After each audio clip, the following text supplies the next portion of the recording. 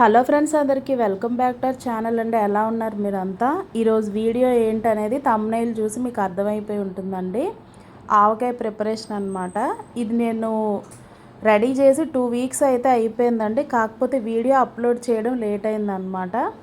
మేమైతే ఇలా మార్కెట్కి వెళ్ళి ఆవకాయకి కావాల్సిన ఏ టైప్ అయితే మ్యాంగోస్ కావాలో అవైతే తీసుకున్నామండి. వీటి టైప్ వచ్చేసి కోలం గోవా అంటండి. ఇవి కానీ లేకపోతే సువర్ణ రేఖ కానీ వాటితో అయితే ప్రిపేర్ చేస్తారంట. ఇలా వాటర్ అయితే తీసుకెళ్తామండి మేము ఎప్పుడు వెళ్ళా కానీ మార్కెట్కి. అక్కడే మనం ఇలా వాటర్తో కడిగేసి నీట్గా క్లాత్తో క్లీన్ చేసి ఇచ్చేస్తే వాళ్ళు ముక్కలు అనేవి కొట్టేస్తారు కదా. సో ప్రాసెస్ అనేది ఫాస్ట్గా అయిపోతుంది అనమాట. ఇలా మా హస్బెండ్ నేను అయితే చెరొక పని చేస్తూ ఇలా తొందరగా అయితే తుడిచేస్తున్నామండి కాయలన్నిటినీ. మనం వాళ్ళకి ఇచ్చేస్తే ఇలా కొట్టేసి ఇచ్చేస్తారనమాట. ఇంటి దగ్గరే మనకి కత్తి అవి కొట్టుకునే చెక్కలు ఇవి ఉంటే ప్రాబ్లం ఉండదండి. మన దగ్గర ఎక్విప్మెంట్ అంతా ఉండదు కాబట్టి ఇలా మార్కెట్లోనే వాటర్తో క్లీన్ చేసి క్లాత్తో తుడిచేసి ఇచ్చేస్తే ఇలా నీట్గా చేసి ఇచ్చేస్తారు వాళ్ళు. ఇంటికి తెచ్చుకున్న తర్వాత కాసేపు అయితే ఫ్యాన్ కింద ఆరబెట్టేసుకోవాలి. ఆరబెట్టుకొని ఒక డ్రై క్లాత్తో నీట్గా ఇలా ప్రతి పీస్ని తుడిచేయాలండి. లోపల అందులో మట్టి అలానే జీడి ఇదంతా ఉంటుంది కదా, అదంతా రిమూవ్ చేసేయాలన్నమాట. అవి చేయకపోతే కనుక ఆవకాయ అనేది పాడైపోతుందండి, తినడానికి కరెక్ట్గా ఉండదన్నమాట. ఇలా ప్రతి పీస్ని క్లీన్ చేసుకోవాలి. టైం టేకింగ్ ప్రాసెస్ అనండి. కాకపోతే రెసిపీ అనేది పర్ఫెక్ట్గా అలానే పాడవకుండా రావాలంటే మన ఓపికతో అయితే చేసుకోవాలి. ఇప్పుడు వీటి మెజర్మెంట్ ఏంటి అనేది చూసేద్దాము. మీరు కప్ కానీ బౌల్ కానీ ఏది తీసుకున్నా సరే 8 అయినట్టు చూసుకోండి. 8 కప్పులు లేకపోతే 8 బౌల్స్ ఏదైనా అది 8 కొలత వచ్చేటట్టు చూసుకోండి. ఇలా 8 కొలతతో చేసుకుంటే మనకి గ్రేవీ అనేది వెగటు లేకుండా టేస్టీగా వస్తుందన్నమాట. ఆవపిండి మెంతిపిండి ఇలాంటివి ఎక్కువ అయితే కనుక వెగటు వచ్చేస్తుంది ఆవకాయ అనేది. నేను ఇదైతే విన్సీ కిచెన్లో చూసి ప్రిపేర్ చేశానండి. ఎప్పుడు ఆవకాయ చేసినా ఆవిడ వీడియోనే ఫాలో అవుతాను అనమాట. 8 కప్పుల మామిడికాయ ముక్కలకి 2 కప్పులు నువ్వుల నూనె అయితే తీసుకున్నాను ఇక్కడ. అదే కప్తో 2 కప్పుల నువ్వుల నూనె కానీ పల్లి నూనె అండి, మీ చాయిస్. నేనైతే నువ్వుల నూనె తీసుకున్నాను. ఇందులో అయితే ఒక ఫుల్ టీ స్పూన్ పసుపు వేసుకోవాలి. పసుపు వేసేసి మనం ఇందాక నీట్గా క్లీన్ చేసి పెట్టిన మామిడికాయలు ఉన్నాయి కదా, అవన్నీ ఇలా డిప్ చేస్తూ ప్రతి ముక్కకి ఆయిల్ పట్టే విధంగా మనం స్ప్రెడ్ చేసుకుంటూ ఇందులో వేసుకోవాలన్నమాట. ఇలా చేయడం వల్ల ముక్క అనేది పాడవకుండా ఉంటుంది అన్నమాట. ఇలా ఒక గరిటెతో అయితే ఆయిల్ సపరేట్ చేసేసుకోవాలి ముక్కల నుంచి.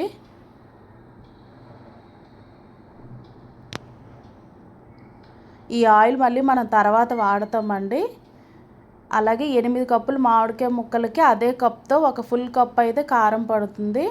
అలానే ఫుల్ కప్ అయితే క్రిస్టల్ సాల్ట్ అండి, ఇది మిక్సీ చేసి వేసుకోవాలన్నమాట.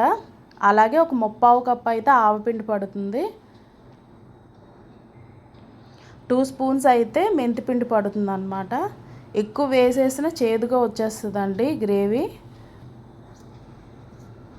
మెంతులు వేయించి ఫ్రై చేసుకున్నదండి ఇది. వేయించి పొడి చేసుకున్నాను అన్నమాట.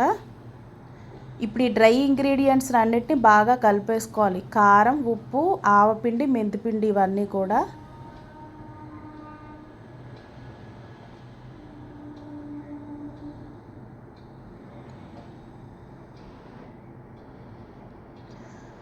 కలిపేసుకొని మనం ఇందాక డిప్ చేసి ఉంచుకున్నాం కదా ఆయిల్లో మామిడికాయ ముక్కలు, అందులో వేసేయాలి డ్రై ఇంగ్రీడియంట్స్ అన్నీ.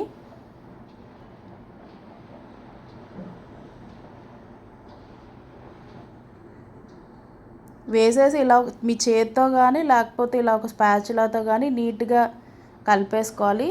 పీస్ అనేది ఎక్కడ డిస్టర్బ్ అవ్వకుండా కలుపుకోవాలండి. ఇలా ఫ్లాట్గా ఉండే లాడిల్ లాంటిది తీసుకొని కలిపేసుకోండి, లేదంటే చెయ్యి ఉపయోగించిన మీ చాయిసే.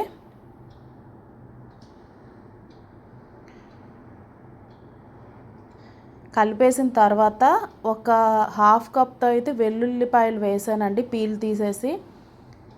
వెల్లుల్లి అనేది మీ టేస్ట్ని బట్టి వేసుకోండి, ఇంకా ఎక్కువ వేసుకున్నా మీ టేస్ట్కి తగ్గట్టుగా వేసుకోవచ్చు అన్నమాట. నేనైతే హాఫ్ కప్ తీసుకున్నాను. నీట్గా తొక్కను ఒలిచేసి ఇలా వేసుకోవాలి వెల్లుల్లిపాయలు.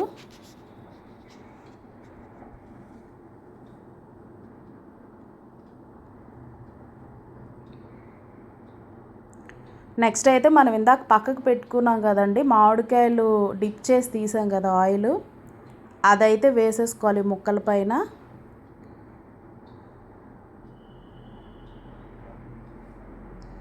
బాగా కలుపుకోవాలి. ఇప్పుడు ఈ ఆయిల్ ఇందులో వేసేయడమే. మనం తీసుకున్న 2 కప్స్ ఆయిల్ అయితే ఇక్కడ వేసేస్తున్నానండి. వేసేసి ఈ మిక్చర్ అంతా బాగా కలుపుకోవాలన్నమాట ప్రాపర్గా.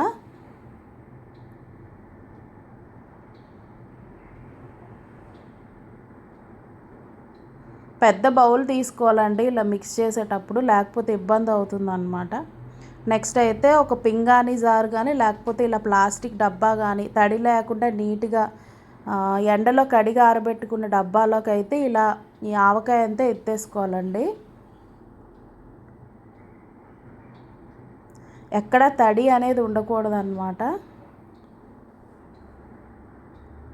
మనం చేసేటప్పుడు కూడా ఆవకాయ ప్రిపరేషన్ నీట్గా ఉండాలండి, ఎందుకంటే మనం ఇది ఎండలో పెట్టడం అదేం చెయ్యం కాబట్టి చాలా నీట్గా మన స్నానం అది చేసుకొని వీటిని టచ్ చేయాలండి. మనం దీన్ని ముట్టుకున్న ప్రతిసారి కొంచెం నీట్గా ఉండేటట్టు చూసుకోండి, తొందరగా పాడవదు అన్నమాట ఆవకాయ.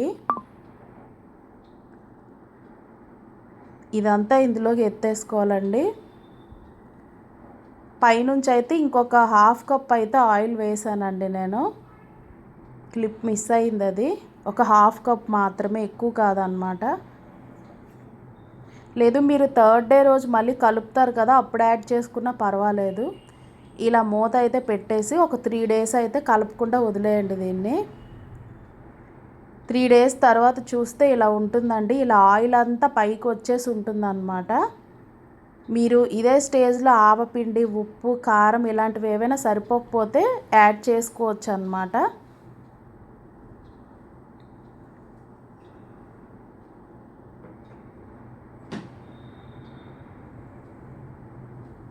చూస్తున్నారు కదా, ఇలా ముక్క అయితే నాని కరెక్ట్గా ఉంటుందండి 3 డేస్కి.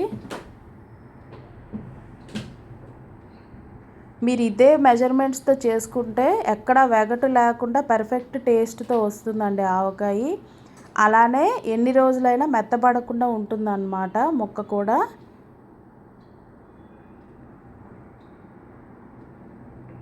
ఇంకా ఫైనల్గా రెడీ అయిపోయినట్టేనండి. ఇంకా మనం ఇదైతే ఫైనల్గా ఒక డబ్బాలో కానీ లేదంటే పింగాణి జార్లో కానీ ఎత్తి పెట్టేసుకోవడమే.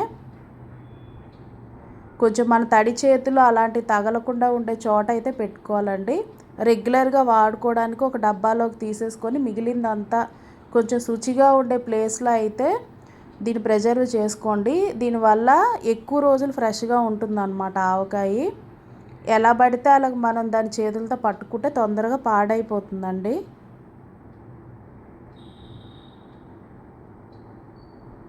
ఇదండి ఫైనల్లీ ఆవకాయ ప్రిపరేషన్ అయితే మీకు నచ్చిందని అనుకుంటున్నాను.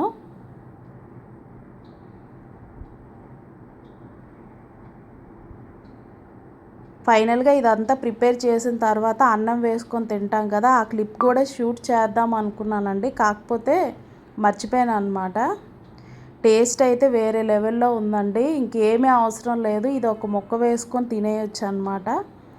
ఆవకాయ ఇష్టపడని వాళ్ళు ఎవరు ఉండరు కదా.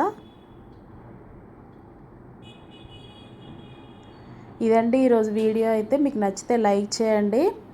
నేను ప్రిపేర్ చేసే మెథడ్ మీకు నచ్చినట్టయితే కామెంట్ చేయండి.